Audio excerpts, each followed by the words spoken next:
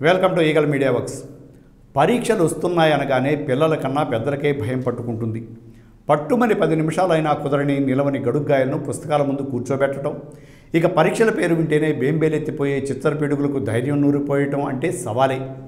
మరి దాన్ని ఎలా అధిగమించాలో ఒకసారి చూద్దామా? పిల్లల్ని పరీక్షలకు సన్నద్ధం చేయటం అనేది చిన్నప్పటి నుంచే అర్థమయ్యేలా నెమ్మదిగా నేర్పించాలి. అప్పుడే పెద్ద అయ్యాక ఏ సమస్య ఉండదు.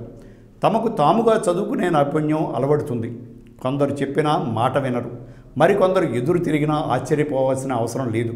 కాబట్టి ఎవరితో ఎలా వ్యవహరించాలనేది ఆయా సమయ సందర్భాలను బట్టి నిర్ణయించుకోవటం ఎంతైనా అవసరం. ఏ రోజు పని ఆ రోజు ముగించేస్తే మర్నాటికి భారం తగ్గుతుంది. ఇది చదువులకు వర్తిస్తుంది. తెల్లవారితే పరీక్షలు, ఇప్పుడు పుస్తకాలు ముందేసుకుంటే ఏమి లాభం? చాలామంది చేసే తప్పు ఇది.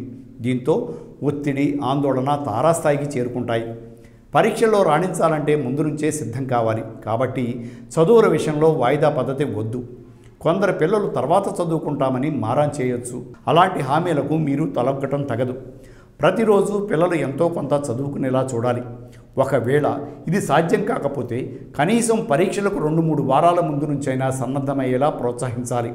చదువుల్లో కొందరికి పెద్దవాళ్ల సాయం అవసరం కావచ్చు. మాటికి సందేహాలు అడగవచ్చు. అలాంటప్పుడు ఎంత పని ఉన్నా సరే సాయం చేయాలి. అప్పుడే పిల్లలకు ధైర్యంగా ఉంటుంది.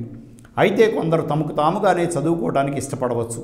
గైడ్లు, స్కూల్ నోట్స్ సహాయంతో ఆయా విషయాలను తెలుసుకోవడానికి ఉత్సుకత చూపుతుండవచ్చు. కాబట్టి పిల్లల స్వభావాలను బట్టి మనము వ్యవహరించాలి.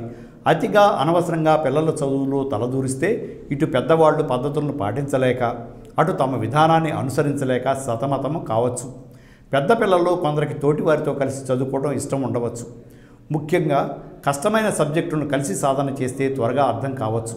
కాబట్టి ఎప్పుడైనా స్నేహితుల ఇంటికి వెళ్ళి చదువుకుంటామని అంటే వద్దని మీరు చెప్పకూడదు. కేవలం పాఠాలను, ప్రశ్న జవాబులను చదివినంత మాత్రాన సరిపోదు. చదివినవి గుర్తుంచుకోవాలి. అవి పరీక్ష రాసేటప్పుడు తిరిగి గుర్తుకు రావాలి. అందువల్ల చదువుకోవడం పూర్తయ్యాక ఆయా సబ్జెక్టుల్లో అక్కడక్కడ కొన్ని ప్రశ్నలు ఎంచుకొని పిల్లలను అడగాలి. వాటికి జవాబులు చెప్పేలా ప్రోత్సహించాలి. దీంతో చదువుకున్నవి బాగా గుర్తుండటమే కాకుండా ఎక్కడైనా పొరపాటు చేస్తే సరిదిద్దుకోవటానికి వీలుంటుంది. పరీక్షలకు ఎంతవరకు సన్నద్ధమయ్యామనే విషయం ఆ ప్రయత్నంగానే అవగతం అవుతుంది. పిల్లలు బాగానే చదవచ్చు, కానీ ఏది ముందుగా చదవాలనేది సరిగ్గా నిర్ధారించుకోలేకపోవచ్చు. కాబట్టి పరీక్ష తేదీలను బట్టి ఆయా సబ్జెక్టులను వరుస క్రమంలో చదివేలా చూడాలి. లేదా కష్టమైన సబ్జెక్టులను ముందుగా, తేలికైనవి తర్వాత చదవమని చెప్పవచ్చు. చిన్నపిల్లలు రోజుకు 2-3 గంటలు చదివితే చాలు. కాస్త పెద్ద పిల్లలకైతే 4-5 గంటలు సరిపోవచ్చు. ఆయా సబ్జెక్టులకు కేటాయించాల్సిన సమయాన్ని బట్టి టైం టేబుల్ తయారు చేయించి దాన్ని అనుసరించేలా చూడటం ఉత్తమం. అలాగే తెలుగు, ఇంగ్లీష్, హిందీ పాఠాలను, గణితం, సైన్సు, సాంఘిక శాస్త్రం పాఠాలను మార్చి చదివేలా చేయగలిగితే విసుగు తలెత్తకుండా చూసుకోవచ్చు. పెద్ద తరగతుల పిల్లలకు పాత ప్రశ్నపత్రాల సాధన ఎంతో మేలు చేస్తుంది. పాఠశాల లైబ్రరీ, ఉపాధ్యాయులు, విద్యార్థుల దగ్గర నుంచి వీటిని అడిగి తీసుకోవచ్చు. ప్రతి సబ్జెక్టులో కనీసం 1-2 ప్రశ్నపత్రాలైనా నిర్ణీత సమయంలో సాధన చేస్తే ఎక్కడెక్కడ పొరపాట్లు చేస్తున్నారో తెలుస్తుంది. పరీక్షల ఒత్తిడి తగ్గుతుంది. ఏ ప్రశ్నకు ఎంత సమయం కేటాయించాలనేది అర్థమవుతుంది. పిల్లలను కొందరు రాత్రిపూట మరీ ఎక్కువసేపు చదివిస్తుంటారు. తెల్లవారుజామునే నిద్రలేపి పుస్తకాల ముందు కూర్చోబెడుతూ ఉంటారు. ఇది సరికాదు. పిల్లలకు తగినంత నిద్ర అవసరం. రాత్రిపూట కనీసం 8 గంటల సేపైనా నిద్రపోయేలా చూడాలి. లేదంటే మెదడు చురుకుదనం మందగిస్తుంది. దీంతో పరీక్షకు కూర్చున్నప్పుడు చదివిన విషయాలు గుర్తురాక ఇబ్బంది పడుతూ ఉంటారు. పెద్ద పిల్లల్లో కొందరు నిద్రమత్తు ముంచుకు రాకుండా కాఫీ, టీ లాంటివి తాగుతుంటారు. ఇది సరికాదు. అవసరమైతే త్వరగా పడుకుని ఉదయాన్నే లేచి చదువుకోవడం మంచిదని వివరించి చెప్పాలి. ఇప్పుడు పిల్లలు కూడా పెద్దవాళ్ల మాదిరిగానే రకరకాల ఒత్తిళ్లకు లోనవుతున్నారు. పరీక్షల పేరుతో వారిని ఇంకా ఒత్తిడికి గురి చేయటం సరికాదు. విమర్శించటము కరెక్ట్ కాదు. ఇది మనసులో ప్రతికూల భావనలకు బీజం వేస్తుంది.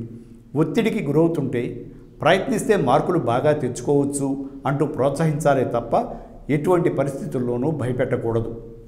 పరీక్ష జరిగే నాడు పిల్లలను పెందలాడే నిద్రలేపి సిద్ధం చేయాలి. తేలికైన అల్పాహారం, పాలు ఇవ్వాలి. కొద్దిసేపు సబ్జెక్టును పునశ్చరణ చేసుకోమని చెప్పాలి. మనసుకు విశ్రాంతి, హాయి భావన కలిగేలా గాఢంగా నెమ్మదిగా శ్వాస తీసుకోవటం నేర్పించాలి.